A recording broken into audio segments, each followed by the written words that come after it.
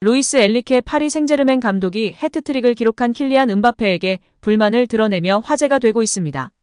엔리케 감독이 이끄는 PSG는 12일 프랑스 랭스에서 열린 리그앙 12라운드 랭스와 원정 경기에서 킬리안 음바페 홀로 3골을 터뜨리며 3대 0으로 완승을 거뒀습니다. 이강인도 77분을 소화하며 팀 승리에 힘을 보탰는데요. 곤살로 하모스, 우스만 덴벨레, 음바페와 함께 공격수로 출전한 이강인은 셰르 은두루와 교체되기 전까지 패스 성공률 88%, 키패스 2회를 기록했으나 턴오버 1회 등 다소 아쉬운 모습이기도 했습니다.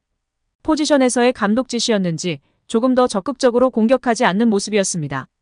축구 통계 전문 업체 풋몹은 이강인에게 팀에서 두 번째로 낮은 평점 7.3점을 줬습니다. 소파스코어도 7.0으로 두 번째로 낮았고 후스코어드닷컴도 세 번째로 낮은 7.2점을 줬습니다. 이로써 승점 3점을 보탠 PSG는 니스를 밀어내고 리그 선두로 복귀했습니다. 단연 주인공은 음바페였는데요. 음바페는 경기 시작 3분 만에 선제골을 터뜨린 뒤 후반 14분과 37분에 골을 추가 해트트릭을 완성했습니다. 하지만 엔리케 감독은 경기 후 뜻밖의 소감을 내놓으며 화제가 되고 있습니다. 그는 음바페의 해트트릭에 대해 나는 오늘 음바페가 별로 마음에 들지 않는다면서 골에 대해서는 할 말이 없지만 이라고 밝혀 관심을 모았는데요.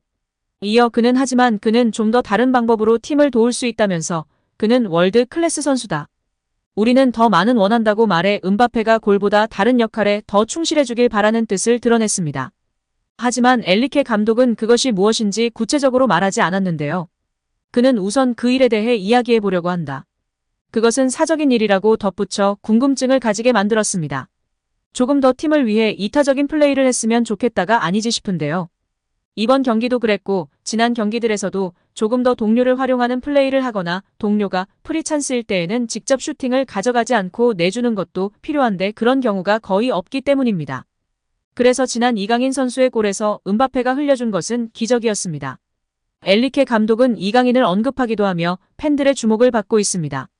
경기 후 인터뷰에서 엔리케 감독은 경기 후 이날 왼쪽 윙어로 나섰다가 후반 들어 중앙과 세컨 스트라이커까지 다양한 자리를 소화한 이강인에 대해 좋은 선수들은 여러 포지션에서 뛸 수 있다. 이강인은 뛰어난 선수라면서 이강인은 심지어 훈련할 때도 나를 놀라게 한다. 그는 거의 공을 잃지 않는다. 당신이 PSG 감독으로서 그런 선수들을 믿을 수 있는 기회라고 칭찬했습니다. 평점은 높지 않았으나 감독 눈에는 쏙 들었는데요. 경기 후 인터뷰를 통해 이강인이 가지고 있는 재능을 칭찬했습니다. 엔리케는 좋은 선수들은 한 포지션 이상을 소화할 수 있다. 이강인은 그런 능력이 뛰어나다라고 칭찬했습니다. 이어 이강인은 이미 훈련할 때도 날 놀라게 한 선수다. 공을 거의 빼앗기지 않는다. 감독 입장에서도 이강인 같은 선수를 활용할 수 있다는 건 행운이라며 재능 넘치는 이강인을 지도할 수 있어 기쁘다고 밝혔습니다. 이강인은 PSG 이적 후 한 포지션에 정착하지 않고 여러 포지션을 오가며 뛰고 있는데요. PSG 입단 전에는 오른쪽 측면 윙어로 뛸 것으로 전망됐습니다. 당시 PSG에는 세계 최고의 슈퍼스타 네이마르와 음바페가 버티고 있었기 때문입니다. 실제로 이적 후에는 네이마르가 사우디아라비아 알힐랄로 떠나고 음바페가 왼쪽으로 가면서 오른쪽 측면 공격수로 배치됐습니다. 비공식 데뷔전이었던 르아브르와의 프리시즌 친선 경기에서도 오른쪽 측면 공격수로 선발 출전해 라이트백 아슈라프 하키미와 좋은 호흡을 보여줬습니다. 시즌 개막 후에는 음바페가 재계약 거부 파동으로 2군으로 강등되면서 왼쪽 측면에서 뛰었고 좌우 측면을 가리지 않고 공격에 힘을 불어넣었습니다. 그러다 조금씩 중앙 미드필더로 출전하는 빈도도 늘려가고 있는데요. 경기 중에도 수시로 미드필드 지역까지 내려오며 플레이하기도 했고 프랑스 현지 언론에서도 이강인을 중앙 미드필더 자원으로 분류하기 시작했습니다. 프랑스 레키프는 이강인은 중원에서도 창의적으로 경기를 풀어갈 수 있는 능력을 가진 선수라고 평가하기도 했습니다. 측면뿐만 아니라 중앙 미드필더까지 소화할 수 있는 이강인의 다재다능함을 알아본 것입니다. 엔리케 감독은 이미 이강인의 멀티플레이어 능력을 칭찬한 적이 있는데요.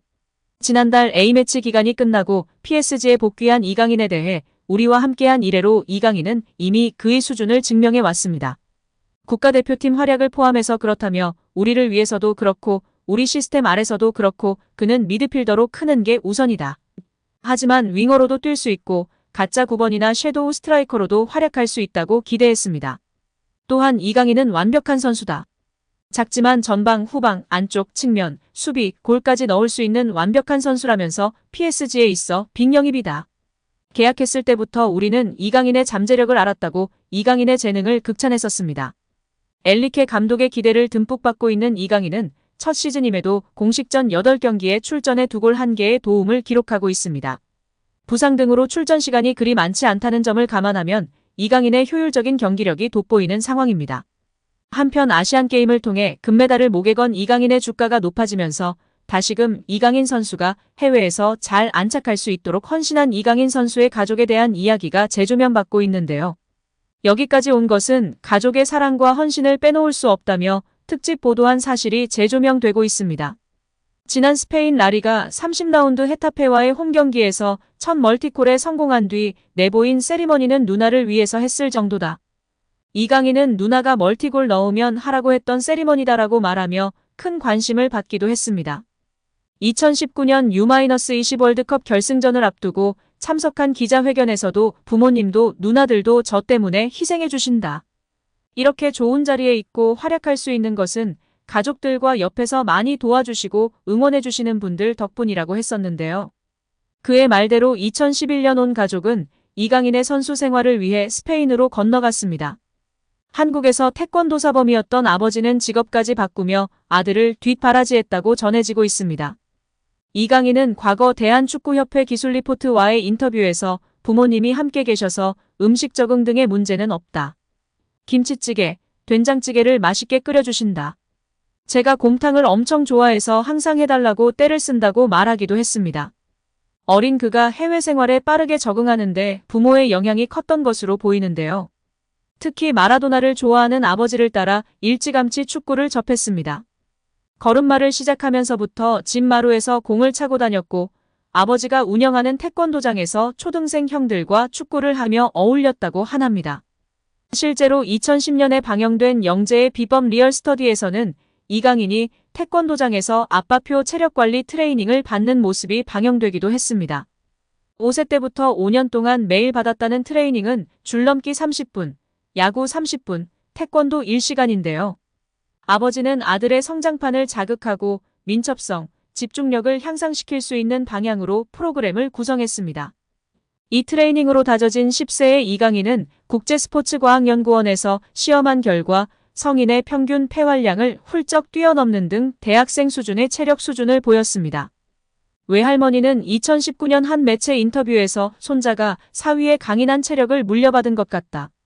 강인이 아빠가 오죽했으면 손자 별명을 깡돌이라고 붙였겠느냐. 타고난 체력이라서 어릴 적 잔병 치레를 한 적이 없다고 회상했습니다. 이강인의 어머니는 아들이 매일 축구 일기를 쓰도록 해 자신의 실력을 정확하게 분석하도록 했다고 전해졌는데요. 박지성 역시 유년 시절 매일 축구 일기를 작성한 일화는 유명한 사실이죠. 박지성은 축구부 떡볶이 클럽 가입에 대한 이야기, 그림으로 표현한 축구 전략 등 축구에 대한 열정을 깨알같이 적곤 했습니다. 이에 독일 마인츠에서 뛰고 있는 이재성 선수도 축구 일기를 썼다고 알려져 있습니다. 이 밖에도 이강인의 어머니는 닭가슴살로 아들의 체력을 보충하는 등 부모의 꾸준한 뒷받침이 있었다고 합니다.